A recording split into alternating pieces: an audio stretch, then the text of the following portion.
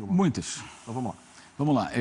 Primeiro é o seguinte, o cenário dos bastidores do futebol do Flamengo, ele é hoje o mais assustador possível para o torcedor. Fazendo essa preparação para a pessoa sentar, pegar um copo de água, o gato subiu no telhado. Por que isso? Explicando desde o começo. Todo mundo sabe que o presidente do Flamengo ele tem uma dificuldade crônica de tomar decisões duras. Decisões duras que eu falo é uma demissão, um afastamento, uma cobrança mais enérgica em cima de um profissional, que são situações absolutamente naturais no ambiente profissional. As pessoas são cobradas, elas são promovidas quando vão muito bem, ganham aumento, são demitidas quando fazem uma grande bobagem, acontece. No futebol não é diferente. E ele tem essa dificuldade, ele nunca conseguiu fazer isso.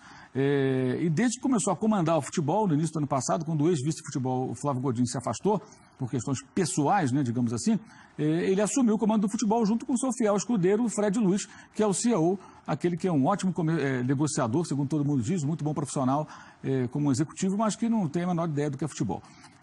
Pois é, esses dois se apossaram do futebol, junto com o Rodrigo Caetano, que era o diretor executivo, e o restante do ano foi um desastre que todo mundo acompanhou. Quando o Ricardo Lomba, na quarta-feira, deu aquela entrevista forte, o vice-presidente de futebol, dizendo que alguma coisa tinha que ser feita, e em seguida cobrou as demissões que aconteceram, os dois ficaram em confronto. O Ricardo Lomba carrega com ele o Grupo Só Falar, que é um grupo político que dá um suporte, inclusive, à Bandeira de Melo, na presidência. É um ano eleitoral, é um grupo numeroso, inclusive, que tem uma influência bem significativa dentro da política do clube.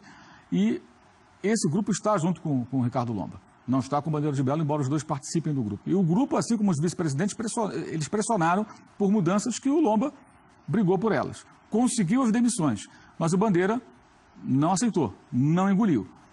O cenário de hoje, a Gabriela contou. Treino do Flamengo, o Lomba não estava lá. Lá estava o Bandeira, o CEO, Fred Luiz, né? Estão praticamente, praticamente já definiram. Falta oficializar, mas a tendência é que o Carlos Noval, que é o coordenador da base, digamos assim, do futebol de base, já está há alguns anos no clube, é um funcionário do clube, seja transformado no novo diretor executivo, pelo menos interinamente, por escolha dos dois. Significa o quê? Os dois estão escolhendo quem vai ficar no lugar do Rodrigo Caetano. Automaticamente participarão da escolha do treinador. E a permanência de Bandeira de Melo e de Fred Luiz à frente do futebol deverá significar a saída do Ricardo Lomba. A tendência é que ele acabe saindo. Se ele não tiver poder, depois de tudo que ele falou e das decisões tomadas, ele vai ter que sair, ele vai ter que renunciar. E aí é possível que renunciem vice-presidentes, que já ameaçaram fazê-lo, né? Vejamos alguns ou todos, não sei, pode acontecer. E esse grupo político, a priori, deve ficar do lado do Lomba e não do lado do Bandeira de Melo. Cada vez mais isolado politicamente, cada vez menos relevante dentro do cenário eleitoral que se aproxima, mas não larga o osso. Ele quer continuar à frente do futebol, ele quer ter influência do futebol, embora comprovadamente não tenha qualificação para isso, né? Ele pode ser uma pessoa honesta, muito boa, pode ser bom de conversa, adorar o Flamengo e tal, mas não tem nada de futebol.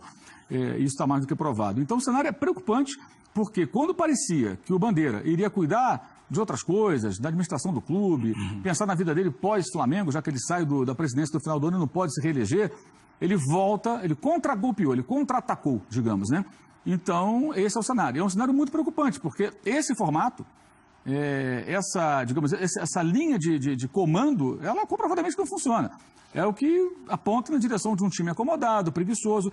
Vai contratar o técnico A, B ou C. Não resolve, não vai resolver.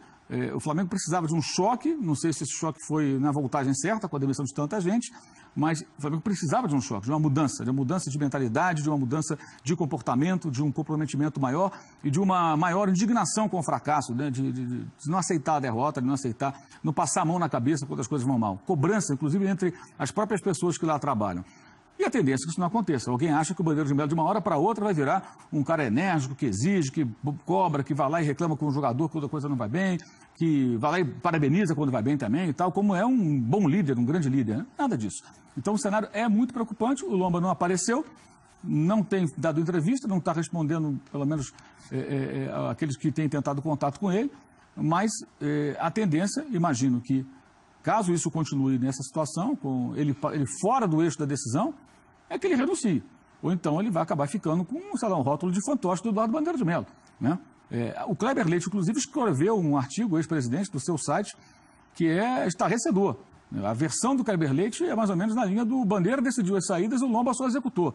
Então, peraí, então transformaram o vice-presidente num fantoche? Porque o presidente não consegue tomar as decisões? Eu acho que o Ricardo Lomba precisa urgentemente se apresentar, tomar uma decisão e falar para o que está acontecendo, dar a versão dele. Porque o Bandeira não fala nessas horas. Ele não aparece. É sempre assim. Ele fica ali na beira do campo, mas não dá uma entrevista. Ele gosta de apresentar jogador, aparecer em bons momentos. Nessas horas ele não aparece. Então fica esse jogo de bastidor. E o interessado nisso tudo aí é o torcedor. O torcedor que está angustiado, porque o Flamengo está jogando no lixo agora uma mini pré-temporada que apareceu no caminho. Porque vai ficar aí 2 semanas e pouco até jogar pelo Brasileiro, depois tem Libertadores contra o Santa Fé no Rio de Janeiro. E poderia estar já começando a se preparar para isso. Mas não tem técnico, não tem diretor executivo. Os dirigentes estão saindo no pau aí, brigando pelo poder. Tem uma eleição se aproximando e um grupo político fica para lá, fica para cá. Ou seja, num cenário desse, gente, você pode contratar o Guardiola que não vai resolver.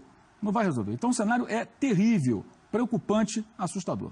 Existe alguma linha de pensamento com relação ao nome do futuro treinador ou só depois dessas definições da diretoria que a coisa vai começar a ser tratada? Everaldo, tem 1 milhão de nomes sendo cavados e especulados, né?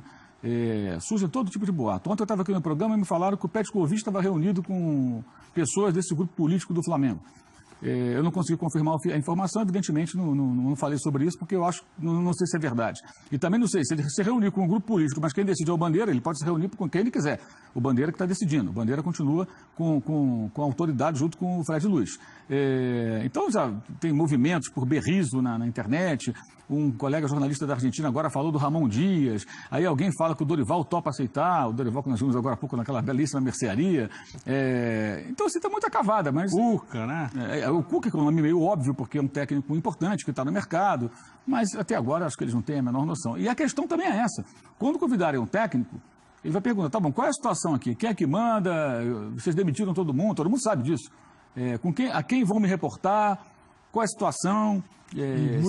A diretoria muda em dezembro, final do ano. Então, o cara, se ele pedir, eu quero 2 anos. Dezembro. Não dá. Não tem ninguém aqui capaz disso, porque ninguém sabe. O único nome certo é do Maurício Barbieri, que não é apesar da pouca idade, é um treinador já formado, que dirigiu Red Bull, Audax do Rio de Janeiro também, Guarani, Desportivo Brasil, e agora está no Flamengo. Pelo menos não está totalmente aderido, pelo menos o elenco ali, ele vai conseguir dar algum tipo de... Tem um cara que não é um novato e não caiu de paraquedas, mas acho muito difícil que seja efetivado. Até porque, na situação do Flamengo, com o ambiente que tem o Flamengo, a situação do time do Flamengo, né, o elenco, um técnico novato não vai ter força para tomar algumas decisões que precisariam ser respaldadas por alguém de pulso muito firme nessa hora, alguém que banque.